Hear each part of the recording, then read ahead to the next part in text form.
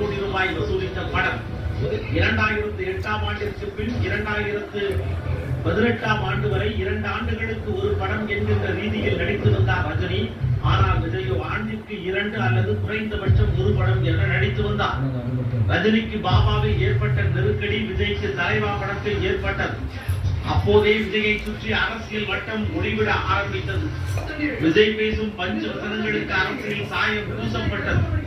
2017ஆம் ஆண்டு வெளியான மெர்சல் முதல் லியோ வரையிலான 7 படங்களும் 200 கோடி என்ற இலக்கை தாண்டி வசூலை வாரி குவித்தன. வாரிசு 300 கோடியும் லியோ 600 கோடியையும் வசூலித்து விஜயை வசூல் சக்கரவர்த்தியாக உருவெடுக்க செய்தனர்.